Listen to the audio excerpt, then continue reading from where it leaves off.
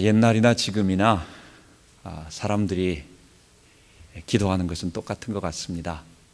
사람들은 예수님 당시에도 하나님께 구할 때, 아니면 이방인들이 자기 신에게 구할 때는 늘 먹을 것, 입을 것, 또는 자기 잘 되는 것, 소원 성취, 이런 여러 가지 것들을 하나로 말했을 때 이제 중언부언하는 기도라 말하는 것입니다.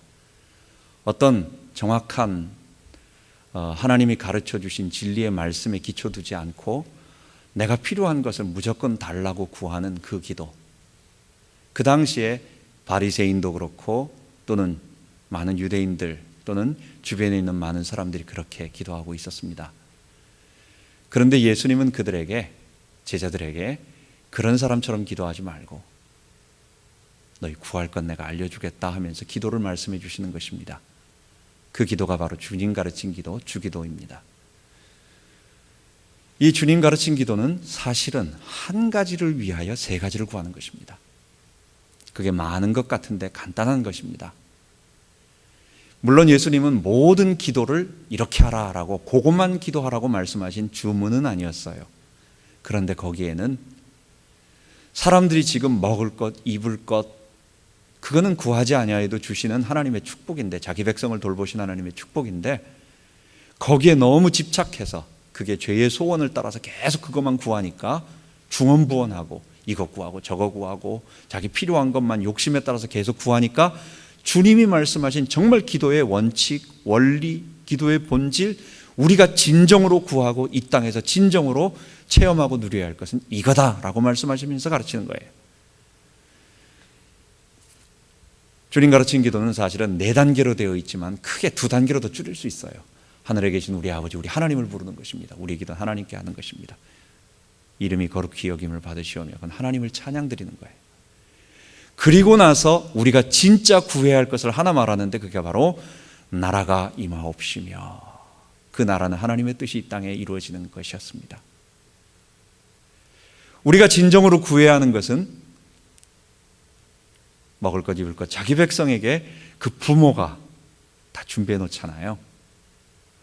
우리 아이가 태어나기 전에 엄마는 아이를 뱃속에 가졌을 때부터 벌써 태어나자마자 아이가 입어야 할 옷, 장난감, 분유, 기타 모든 어린이 용품들을 다 준비해 놓고, 심지어 극성인 엄마는 아이 대학 등록금까지 다 이렇게 보험까지 들어놓는 그런 상황입니다.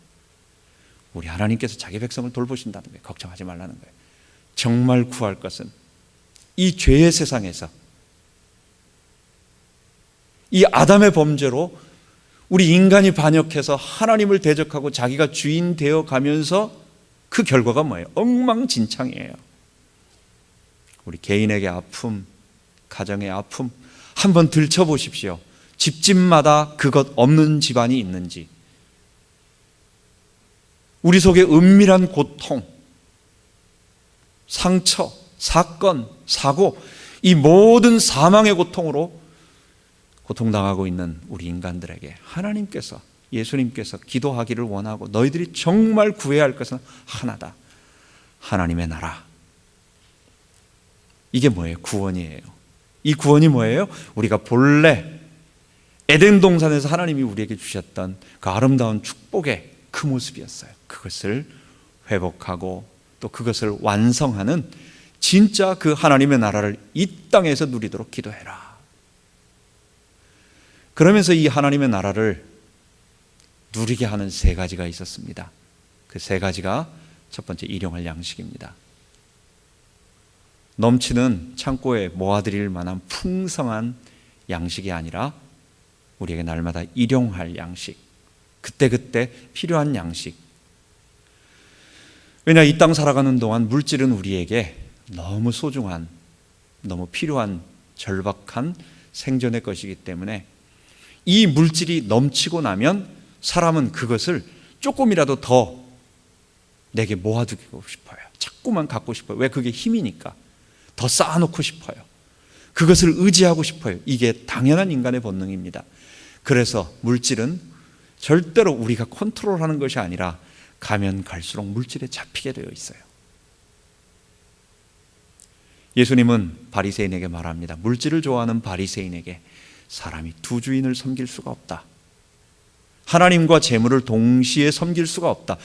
우리 이 세상에 있는 이 물질, 재물, 오늘 우리말로 돈, 이 돈이라고 하는 것은 하나님과 같은 급으로 사람들이 섬긴다는 거예요. 거기에 지배가 된다는 거예요. 그래서 이 땅 살아가는 동안 절대로 재물 잡히지 말아라. 그러면서 두 가지를 더 말씀하시는 것입니다. 그게 우리의 죄를 용서해 주시고, 또 하나는 시험에 들지 말게 하옵시며 다만 악에서 구하옵소서. 이게 두 개가 아니라 하나입니다.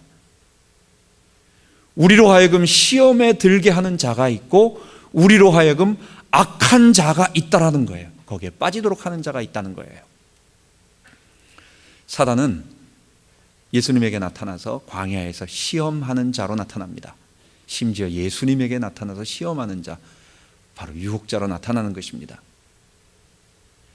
현대신학과 많은 지성인들은 이 세상에 존재하고 있는 이 인격적 타락한 천사인 사단, 지정의를 가지면서 우리 인간처럼 육체만 없는 그런 악한 존재인 사단의 실체를 자꾸 부인해버리고, 그래서 데빌 혹은 드빌이라고 하는 악마, 마귀, 사단, 우리 성경의 표현으로 사단이라고 하는 것에서 D자를 빼버려서 evil, 악이라고 하는 것을 좋아합니다. 여러분, 악이라고 하는 것은 추상적인 것입니다. 그 추상적이라는 것은 없는 것입니다. 그것은 상황이 안 좋으면 혹은 마음속에 나쁜 감정이 떠오르면, 근데 그 감정이라고 하는 것은 지나가는 것이기 때문에 실체가 아니라는 거예요. 자꾸만 이 사단의 인격성을 빼버리고 지금도 존재하면서 우리를 지켜보고 있는 이 사단의 실체를 잊어버리게 만들고, 그래서 사단에게 당하게 만드는 것입니다. 예수님은 우리들에게 물질에 잡혀서 재물신을 섬기지 말고 거기에 잡혀서 살지 않도록 필요한 것 구하고, 대신 지금도 우리에게 역사하고 있는 죄, 내 속에 있는 죄, 그리고 우리 바깥에서 지금도 우리를 공격하고 있는 이 사단, 이것과 싸우며 이것을 이길 수 있도록 힘을 달라고 기도할 때 비로소 우리의 구원이, 하나님 나라, 우리가 에덴에서 잃어버렸던 그 본래 인간의 축복을 체험하면서 우리가 승리할 수 있다, 그것을 말해주는 것입니다. 이 신약의 원리, 이거는 예수님의 말씀하신 주기도에 나타난 원리일 뿐만 아니라 이거는 결국은 이게 하나님의 진리, 참된 진리였던 것입니다. 이 진리가 구약에도 동일하게 반복되고 나타나는 것입니다. 바로 다윗의 범죄는 바로 이 하나님의 나라를 누리지 못하게 만드는 그런 역사였습니다. 전쟁을 오랫동안 싸워가지고 잘 다 이겼어요. 왕이 됐으니까 이전에 쫓기고 도망 다닐 때에 비하면 얼마나 풍요롭습니까? 먹을 걱정을 합니까? 자기 따르는 식솔들에 대한 먹을 것 자기가 신경 씁니까?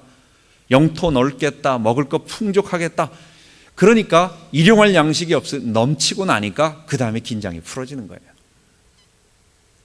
긴장이 풀어지면서 죄의 본성이 내게서 일단 배부르고 나면, 여러분 우리 가정에서 처음에 집 살 때까지, 내가 직장 얻을 때까지, 우리 아이 대학에 들어갈 때까지 정말 허리띠 졸라매고 부부가 투잡, 쓰리잡을 뛰면서 그렇게 열심히 일할 때는 싸우고 무슨 어려운 일, 딴 데 정신 파는 거 없어요.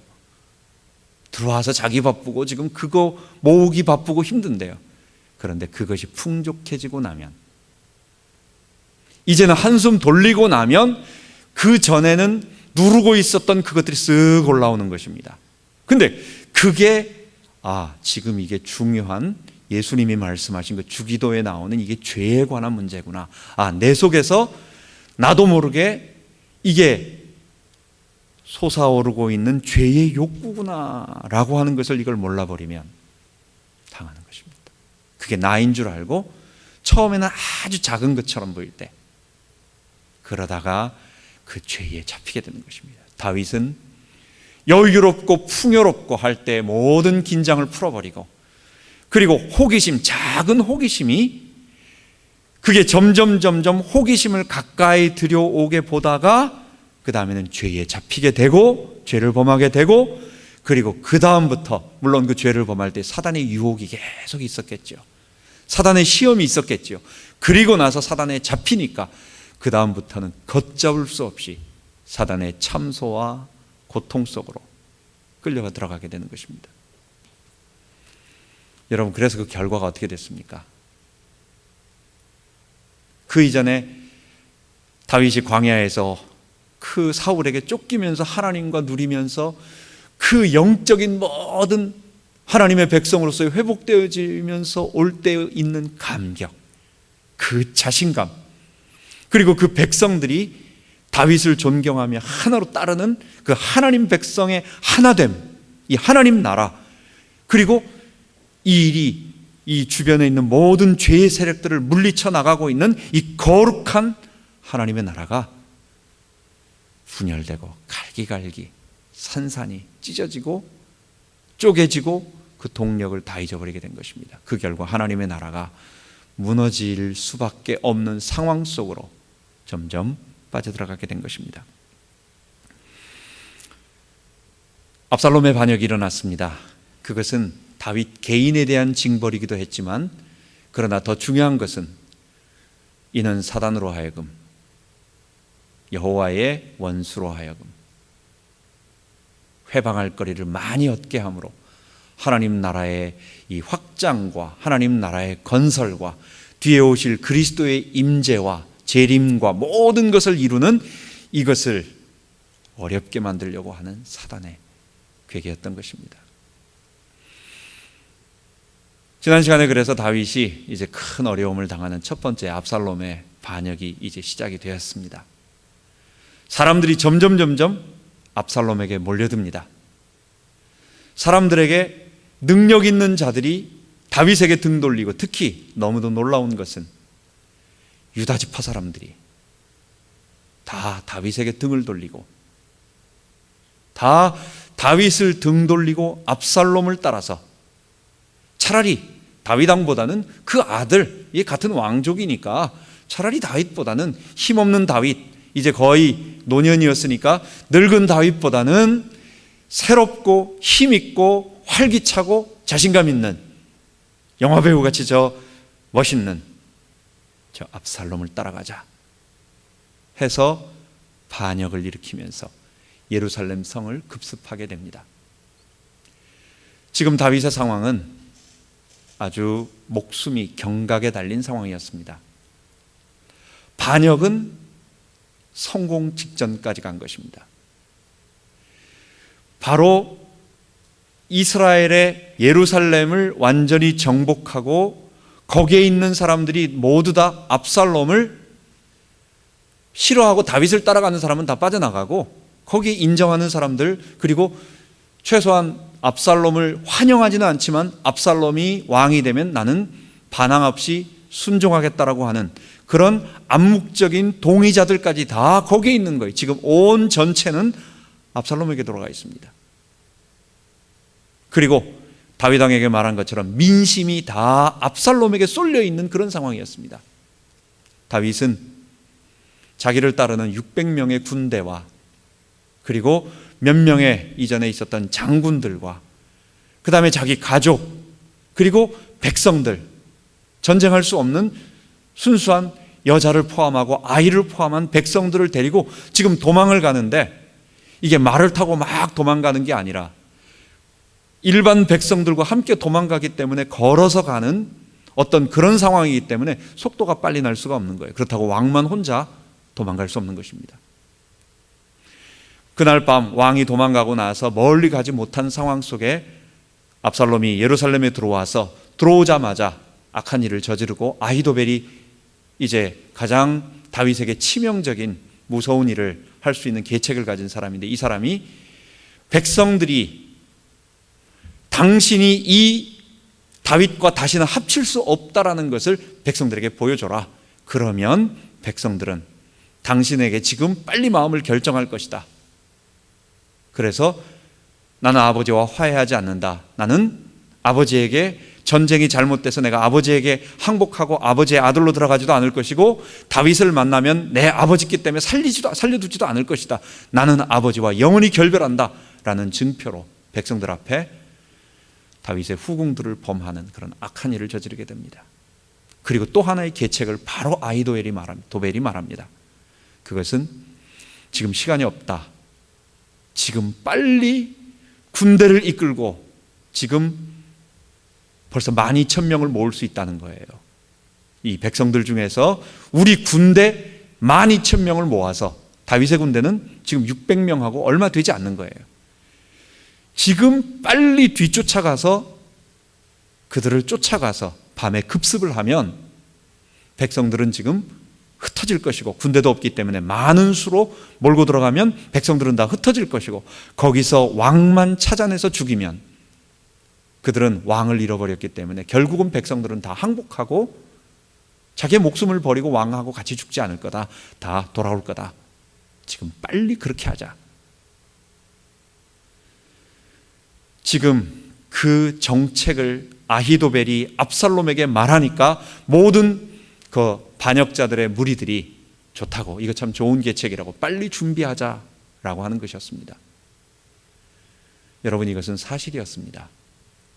다윗은 멀리 도망가지 못했고 그날 밤에 어디 있었냐면 가도 요단 나루턱 강을 건너지도 못하고 거기서 또 기다리고 있었습니다.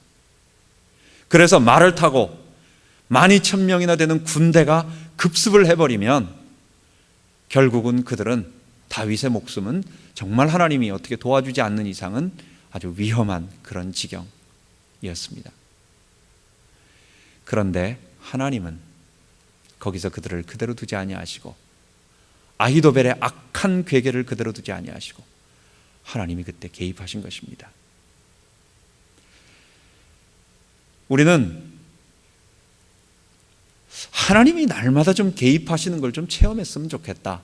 우리는 하나님이, 제가 지난번에 말씀드렸지만은 이 피조 세계를 하나님께서 만드시고 하나님은 우리에게 자율권을 주셔서 피조 세계 내에서는 하나님이 일반적인 물리 법칙을 그대로 따라갈 수 있도록 하시고 하나님이 원하시는 특별한, 아주 특별한 하나님의 계시를 선포해야 된다는, 구약시대 성경이 기록되기 이전 같은 특별한 경우가 아니고서는 역사하지 않으세요. 인간에게 맡겨주시고 특별한 경우에 사람을 통해서나 아니면 어떤 다른 방법으로 하나님이 역사하십니다.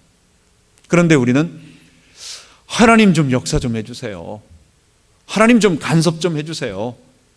하나님 정말 살아계시다면 지금 우리 기도에 바로바로 응답해 주시면 우리 다 믿을 거 아닙니까? 하나님, 내가 기도해서 뭔가가 어떻게 되면 하나님 계신 줄 알고 정말 제가 열심히 믿겠습니다. 이렇게 말하는 사람들이 많이 있는 것입니다. 하나님은 아무 때나 역사하지 아니하십니다. 오늘 그래서 제가 기도 제목을, 오늘 말씀의 제목을 뭐라고 말했느냐? 하나님의 백성이 결정적인 순간을 만날 때, 하나님은 하나님의 백성들을, 하나님의 일들을 진행할 때에 하나님이 앞서서 그냥 다 이렇게 이끌어서 인간은 뒤따라오는 로봇으로 만들지 아니하시고, 물론 하나님이 전체 보시면서 하나하나 앞에 다 준비하시고 어려운 길들을 다 치우시고 그쪽 방향으로 이끌어 가시지만, 그러나 모든 사람들이 볼 때는 지금 사람이 최선을 다하여 자기 기쁜 마음으로 자발적인 순종을 통해서 걸어가고 있고 사람이 하는 그런 것으로 나타나게 만드시는 것이었습니다. 그런데 하나님이 긴급하게 역사하실 때가 있어요. 하나님이 초자연적으로 나타나서 역사하실 때가 있어요. 그게 오늘 순간같이 하나님의 나라가 위기에 빠져서 하나님의 구원 계시인, 사실 다윗은 그냥 왕이 아니었습니다. 다윗은 하나님의 기쁜 뜻을 나타내기를 원하는 그런 왕이었습니다.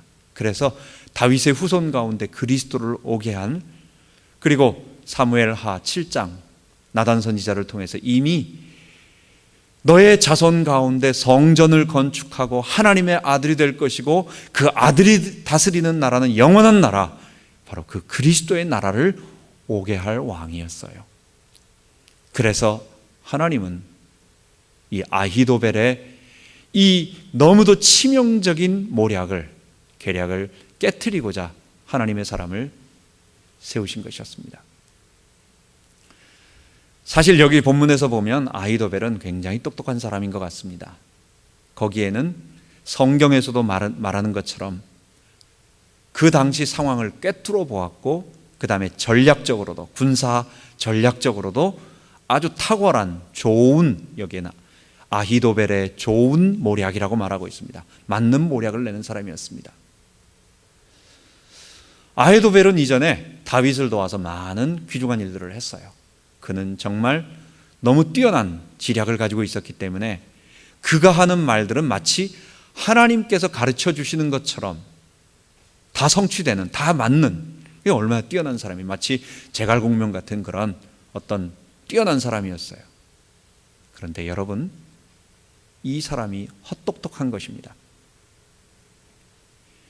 이 사람이 똑똑한 것은 하나의 기능에 불과해요.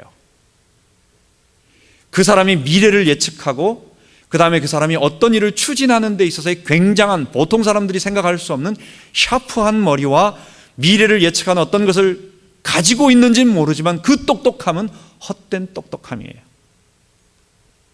그가 모르는 게 하나 있었어요. 이스라엘은 그냥 내가 오늘부터 왕이다 해가지고 왕자리에 올라가면 왕이 될 수 있는 나라가 아닙니다. 그 나라는요, 아브라함에게서부터 약속되어진 하나님의 나라입니다. 이스라엘은 하나님이 통치하시는 나라, 하나님이 그 왕을 세우시고, 하나님이 원하는 사람을 왕을 세우시고, 누가 뺏어서 쟁취하는 게 아니에요. 백성이 투표해가지고 내가 왕이 됐다라고 하는 그런 것도 아니에요. 하나님이 자기의 왕을 세우시고 그 왕을 내 아들이라고 말합니다. 그럼 이스라엘은 누가 통치하는 겁니까? 하나님이 왕인 아들을 대신 내세워서 통치하는 나라. 그러면 다윗을 죽여서 압살롬이 다윗을 죽여서 왕권을 차지한다고 그게 왕이 될 수 있겠어요? 압살롬은 똑똑하고, 압살롬은 어떤 기능적으로는 탁월했는지 모르지만 그가 알고 있는 지혜와 똑똑함은 하나님을 알지 못하고, 하나님의 나라 구원과 하나님의 큰 계획과 아브라함 때부터 내려왔던 이 하나님의 역사를 알지 못하는 헛된 똑똑함.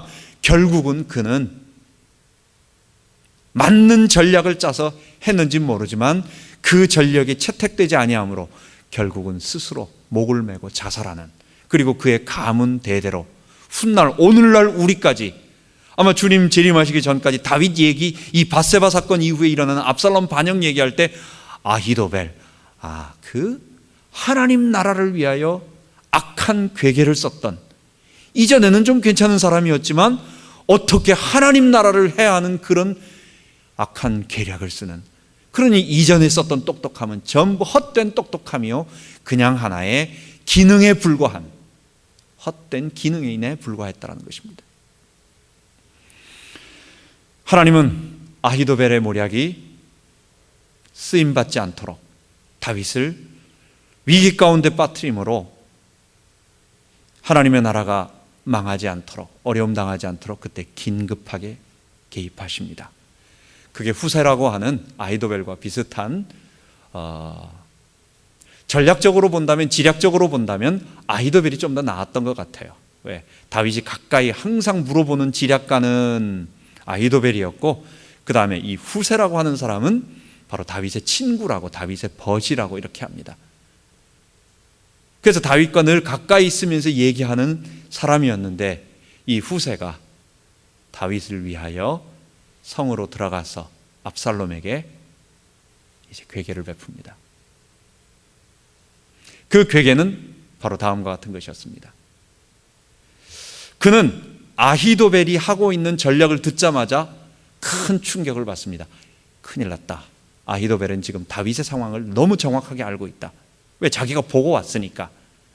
그렇기 때문에 지금 조금이라도, 아니 12,000명 아니라 1,200명이라도 쫓아가면 큰일 난다. 다윗은 지금 큰일 난다. 위험하다.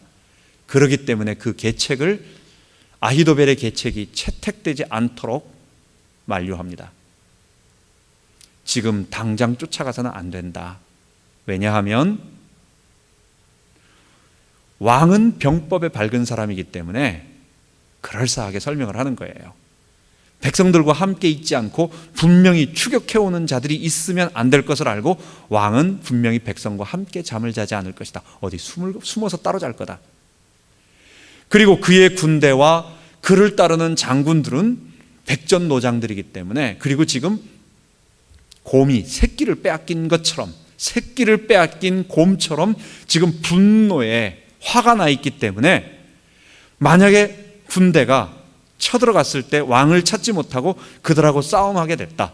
그런데 만에 하나 압살롬의 군대 중에서 일부가 처음 다윗 군대와 전투를 벌여가지고 패배하게 되면 사람들이 듣고 우리 군대가 지금 다윗에게 졌구나 라는 그런 말을 듣게 되기 때문에 지금 막 민심이 왕에게 쏠려 있는 여기에 큰 타격이 될 수 있다. 그렇기 때문에 절대로 그러지 말고 아예 모든 군대를 다 모아서, 이스라엘의 모든 군대를 다 모아서 다윗 군대와 전면전을 벌이자. 우리 군대가 훨씬 많다. 다윗 군대보다도 지금 압살롬이 왕이 되었고 압살롬을 따른 사람이 훨씬 많기 때문에, 그러면서 거기다가 막 이 허영심을 넣어주는 거예요. 뭐라고 좀 이렇게 과장을 하느냐. 만약에 다윗이 어느 궁전에 어디 성에 숨었으면 우리를 따르는 사람의 수가 얼마나 많은지 줄을 가지고 그 성을 갖다가 둘둘둘둘 묶어가지고 우리 군사들이 전부 그걸 끌어당기면 당겨온다는 거예요. 그래서 그 성 자체를 완전히 바다에다 빠뜨려, 물에다 빠뜨려 버릴 정도로 우리 숫자가 많다는 거예요. 그러니까 전면전을 하자. 지금 쫓아가다가 섣불리 건드려가지고 우리가 손해를 봐서 이걸 하지 말고 군사를 다 모아서 이게 시간을 지연하는 것입니다. 여기에는 후세에 큰 두 가지의 의도가 있었습니다. 도망가는 다윗에게 시간을 벌어주는 것이고, 그 다음에 전열을 가다듬을 수 있도록, 다윗의 군사가 전열을 가다듬을 수 있도록 한숨 돌리도록 시간 벌어주는 것 첫 번째 하나 하고, 두 번째는 이 젊은 압살롬에게 헛된 공명심을 넣어주므로 당신이 왕처럼 수많은 군대, 그 다윗 군대보다도 몇 배나 되는 군대를 이끌고 나가서 전쟁에 왕으로 출전해서 다윗을 깨버리면 당신은 명실공히 이스라엘의 왕으로 모든 백성에게 칭송을 받는다. 그런데 그것은 뭘 의미하는 겁니까? 압살롬이 전쟁에 선봉했으라는 거예요. 그러면 전쟁터에서 위험에 빠질 수 있는 것입니다. 여러분, 어떤 전략이 더 좋습니까? 아히도벨은 반역을 일으키는 첫날부터 함께 시작했던 자기 사람이에요. 이 사람은 목숨을 걸은 사람이에요. 그리고 지난번에 얼핏 얘기한 것처럼 밧세바의 할아버지로서 분명히 다윗을 반대할 수 있는 여러 가지 조건이 있는 사람이었어요. 후세는 누구냐? 분명히 얼마 전까지만 해도 다윗의 친한 벗이었는데 다윗이 도망가고 나니까 자기에게 충성을 바치는 사람이었어요. 누가 봐도 지금 의심을 누구를 해야 되는 겁니까? 누구의 전략을 해야 되는 겁니까? 바로 그 시점이 다윗의 일생을 목숨이 경각에 달려있는 그 점이었고, 그리고 그게 바로 하나님 나라의 이 다윗 왕국의 그 한 400년 이상 되는 이 다윗 왕국이 형성되느냐, 하나님 나라가 형성되느냐 하는 그 중요한 분기점이었어요. 하나님은 거기에서 계책을 후세를 통해 내게 하시고, 압살롬과 그 다음에 모든 그 압살롬 반역에 동참한 사람들이 저 아히도벨의 계책보다는 후세의 계책이 좋다라고 그들의 마음을 다 바꿔버리셨어요. 여러분, 누가 한 것 같습니까? 이것을 사람들은 모릅니다. 사람들은 압살롬이 바보 같지, 거기서 말이야 그런 계책을 어떻게 후세의 말을 들어서 그렇게 됐냐라고 사람들은 그렇게 할진 모르지만 하나님께서 압살롬을 멸하시기 위하여 오늘 읽은 본문 14절에 보면 압살롬과 온 이스라엘 사람들이 이르되 아렉 사람 후세의 모략은 아히도벨의 모략보다 낫다 하니 이는 여호와께서 압살롬에게 화를 내리시려 하사 아히도벨의 좋은 모략을 파하기로 작정하셨습니다. 바로 그때 하나님께서 긴급하게 개입하셨어요. 하나님의 백성이, 하나님의 성도가 위기 가운데 빠져서 중요한 그 위기 가운데 서 있을 때 하나님이 긴급하게 개입하셔서 사람들의 마음을 혼란하게 하시고 어떨 때는 실제로 사람들의 눈을 다 멀게 하셔서 보지 못하게 만드시고, 하나님은 그렇게 하셔서 그로 하여금 너무도 좋은 아히도벨의 모략이 아닌 자기를 올무에 빠뜨려서 결국은 압살롬은 후세의 말을 듣고 다윗에게 시간을 줌으로 말미암아 다윗과 전면전을 벌이게 되는데, 다윗의 군대는 정예 군이었습니다. 그리고 그 군대들은 다윗을 위하여, 그리고 그 다윗을 위한다는 것은 뭡니까? 그 여호와를 위하여라고 하는 분명한 정통성이 있는 군대였어요. 하나님이 다윗에게 기름 부으셨고 하나님이 이 나라를 영원토록 하게 하신다라고 하는 그 분명한 정통성을 가진 사기가 충천한 군대였어요. 그리고 우리가 지금 대적하는 자 압살롬은 반역자이고 저거는 악한 자이다라고 하는, 그러니 사기면에 있어서도 벌써 다른 거예요. 숫자가 문제가 아닌 것입니다. 이런 군대와 에브라임 골짜기 숲을 있는 데서 싸움을 벌이게 되고 큰 싸움이 벌어져서 2만 명이 죽게 되고, 마지막에 압살롬은 도망가다가 노새를 타고 도망가다가 결국은 그의 머리카락이, 그가 자랑하는 머리카락이 막 달리다 보니까 휘날리겠죠. 머리카락이 무슨 투구를 안 썼나 보죠. 그러니까 머리카락이 흩날리면서 막 날리고 있을 때에 원시림, 거의 사람이 잘 드러나지 않는 그런 숲으로 숨어서 들어가다 보면 이 머리카락이 넝쿨이나 가지나 이런 데 걸려가지고 머리카락이 확 채이게 되는 거예요. 그만큼 머리카락이 굵고 많고 그 다음에 힘이 있고 길었던 겁니다. 그러니까 달리던 노새가 확 달려가 버리죠. 자기는 가던 힘에 의해서 갈려버리니까 압살롬은 그 머리털이 묶임으로 말미암아 거기서 떨어지게 되고, 그렇게 됨으로 거기서 도망가지 못하고 묶여 있을 때에 요압과 그 장군이, 그의 군사들이 바로 압살롬을 죽이게 되는 것입니다. 여러분, 우리에게 이 말씀을 보면서 이렇게 해서 압살롬의 반역은 다 끝나고 그 다음 다윗이 이제 왕궁으로 돌아오면서 하나님의 나라가 다시 회복되어지면서, 그러면서 이 사단의 모든 괴계들이 끊어지는 그런 일들을 보게 되는 것입니다. 만약 거기서 압살롬이 후세의 계략을 따라가지고 그대로 아히도벨의 계략대로 바로 그날 밤에 다윗을 급습했다면 어떻게 됐을까요? 정말 위기에 빠졌을 것입니다. 다윗은 정말로 위기에 빠지고 하나님 나라는 위태했을 것입니다. 그런데 하나님은 그것을 그대로 두지 아니하시고 이 상황 속에서 다윗은 어떻게 할 수가 없어요. 그 상황 속에서 다윗은 자기가 지금 군대를 조직할 수도 없고, 지금 백성들은 갑자기 전열도 없이 일반 백성과 섞여가지고 부녀자와 아이들과 함께 다 흩어져서 지금 오합지졸로 도망가고 있는 상황 속에 군대가 급습해올 때 그것을 막을 수 있는 방법도, 피할 수 있는 어떤 계책도 아무런 무방비 상태, 하나님은 아무 힘없는 도망가는 다윗을 하나님 나라를 위하여, 그리스도와 하나님 나라를 위하여 구원하시고 축복하시고 보호하셨던 것입니다. 그래서 우리는 오늘 본문에 되어지는 압살롬의 반역이 하나님의 개입으로 이렇게 진압되는 것을 보면서 우리는 하나님은 나의 삶을 주관하시고 계신다는, 그리고 내 삶에 직접 개입하고 계신다는 사실을 우리가 잊지 말아야 되겠습니다. 어떤 사람들은 하나님은 멀리 계시고 또 지금 내게 역사하지 아니하신다라고 말하는 사람들이 많이 있습니다. 이거는 그 사람들이 잘 몰라서 그렇습니다. 하나님은 지금 우리들에게 눈에 보이지 않는 성령으로 함께 하십니다.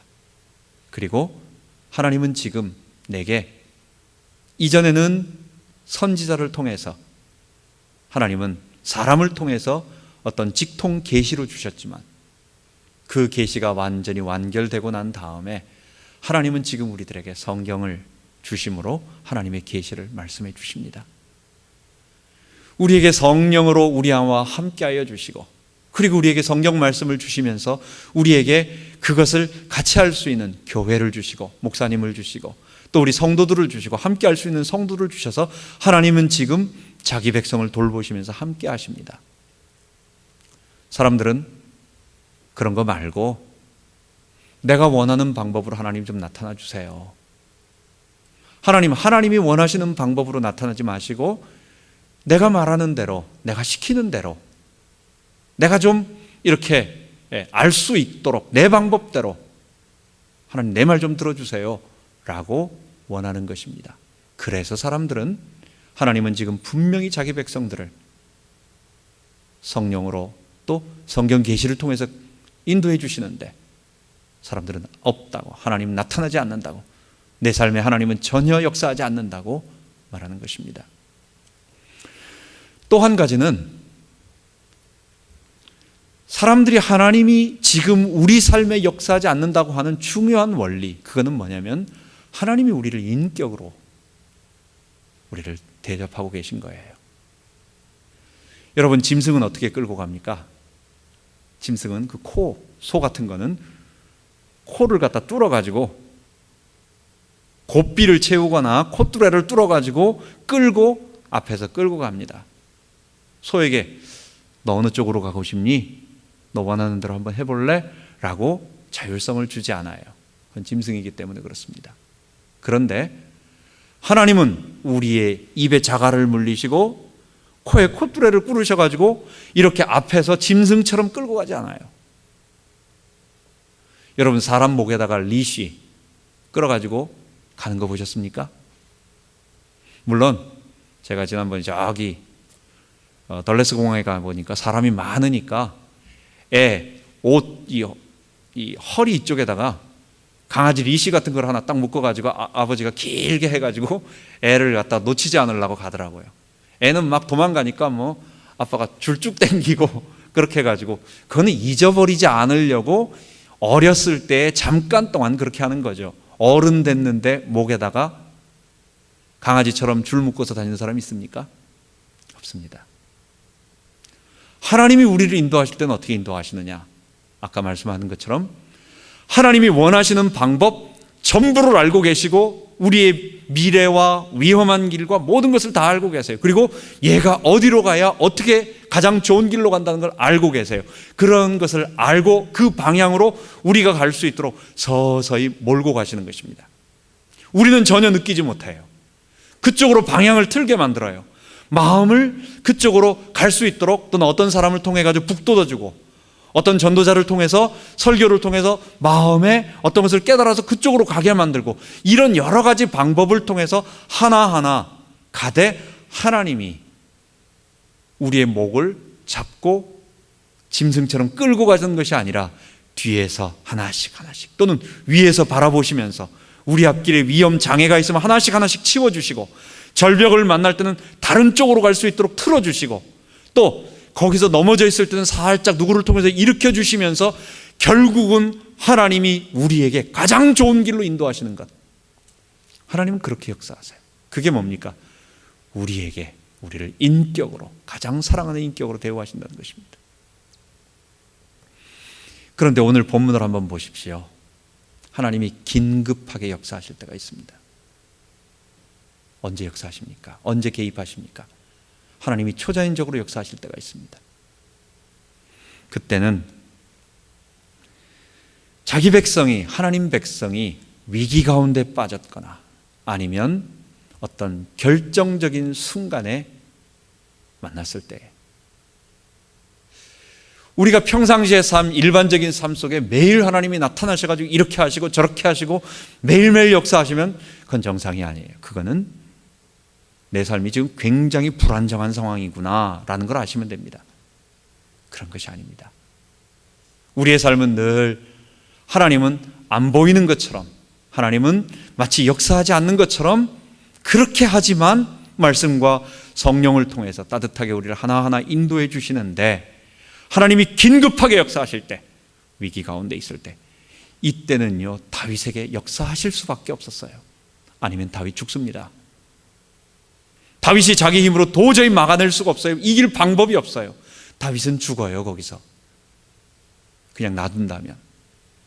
하나님은 그래서 어떻게 본다면 허점이 너무 많을 텐데, 압살롬이 한 번만 의심하고 한 번만 더 검토해보고 몇 가지 수를 생각해보면 아히도벨의 계책이 훨씬 더 유리하고 좋았을 텐데, 모든 사람들의 마음을 바꿔버리시는, 압살롬의 마음을 긴급하게 바꿔버리신 그 하나님, 하나님은 자기 백성을 위기 가운데 건져내신 것입니다. 여러분, 우리 삶에서 위기 또는 결정적인 순간이 없었습니까? 저의 삶도 그랬습니다. 우리의 과거 삶을 돌아보면 저도 제 삶에서 기도 응답이라고 하는 것을 늘 막 초자연적으로 체험한 적은 그렇게 많지 않아요. 옛날에는 왜 이렇게 기도하는데 하나님 응답하지 아니하실까? 하나님 정말 지금 듣고 계신 건가? 하나님 정말 내가 하는 기도를 듣고 계시고 하나님 응답 주시는 건가? 그렇게 회의할 때도 좀 있었어요. 왜냐? 한 5년을 기도해도 별 응답이 없었으니까. 토요일마다 기도원에 가서, 충현 기도원에 가서 기도했습니다. 그때 우리 아이들 데리고 학교 끝나고 나면 한 1시쯤에 떠나가지고 거기 도착하면 경기도 광주에 있으니까 한 1시간 반 정도 걸려요. 그럼 가서 도착하고 좀 점심 먹고 그 다음에 이제 조금 쉬었다가 그 다음에 저녁에 그 지하에 그 마루 바닥에 가서 기도합니다. 한 2시간, 3시간 정도 기도하고 저녁에 자고 새벽에 나오고, 그걸 토요일마다 계속 했어요. 변화가 없어요. 아무런 응답이 없어요. 그때는 전도사 생활할 때인데, 학교 교사로 있을 때인데, 뭐 생활은 나아지는 거 없고, 뭐 특별히 어떤 더 좋아 보이는 것도 없고, 늘 그냥 나는 혼자 짝사랑하는 것 같아요. 하나님에 대해서 매일 기도하는 것 같지만 하나님은 뭐 내게 액션을 취하지 않는 것 같아요. 아무런 응답이 없는 것 같아요.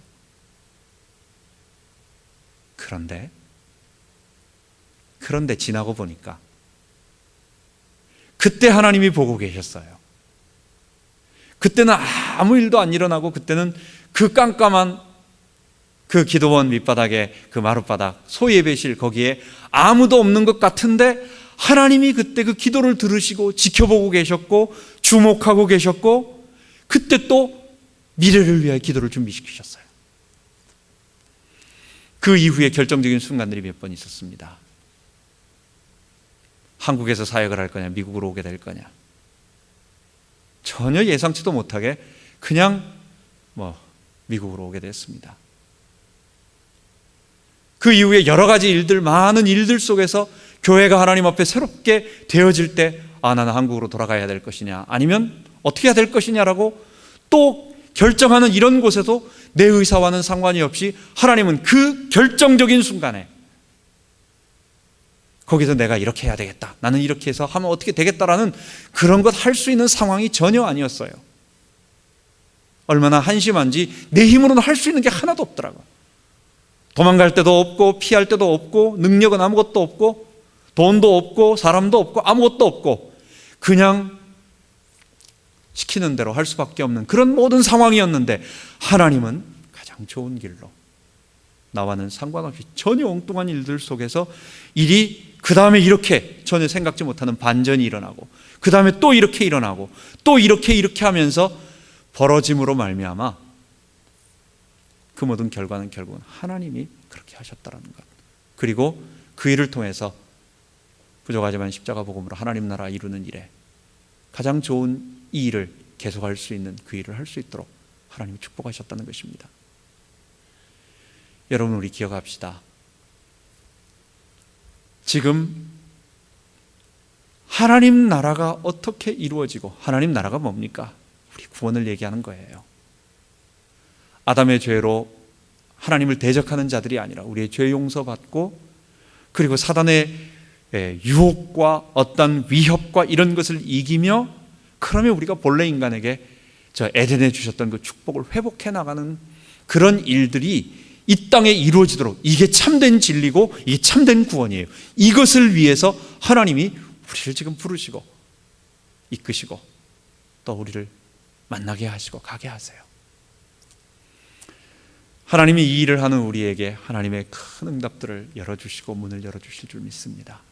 내 시작은 미약하지만 내 나중은 창대하리라고 하신 그런 고백도 있는 것처럼, 하나님은 자기 백성이 위기 가운데 있을 때, 또는 결정적인 순간 속에, 또는 하나님 나라를 위하여 어떤 중요한 일들을 행해지고 있을 때 하나님은 보고 계세요. 하나님은 지켜보세요. 그 지켜보는 가운데 하나님이 역사하시는 것입니다. 개입하시는 것입니다. 이것을 잊지 말고 다윗 잘한 거 하나도 없지만 역사하신 거 하나님을 바라보고 우리도 믿음으로 승리하며 고백하는 우리 모든 성도 되기 바랍니다. 우리 같이 기도하겠습니다. 하나님 아버지, 우리는 늘 믿음이 없습니다. 하나님 아버지, 우리는 하나님께서 늘 역사하시기를 원하지만 어떨 때는 너무 안 보이는 것 같고, 왜 나에게는 이렇게 역사가 없는지, 왜 하나님이 늘 보여지고 체험되었으면 좋겠는데 안 보이는지, 늘 우리는 그런 불평, 또 그런 불신앙을 우리가 갖고 있습니다.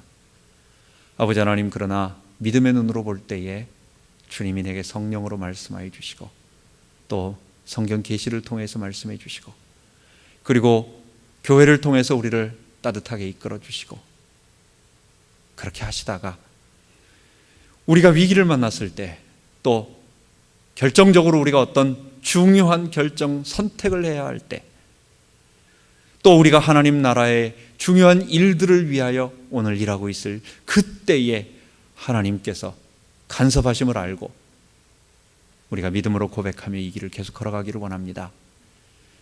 하나님, 십자가 복음으로 하나님 나라 구원이 온 땅에 이루어지는 일에 우리를 사용하여 주시고 우리의 적은 힘이 들여지게 하시고 이 일을 통하여 많은 하나님의 사람들이 돌아올 수 있도록 축복하여 주옵소서. 감사드리며 우리 주 예수 그리스도 이름으로 기도하옵나이다. 아멘.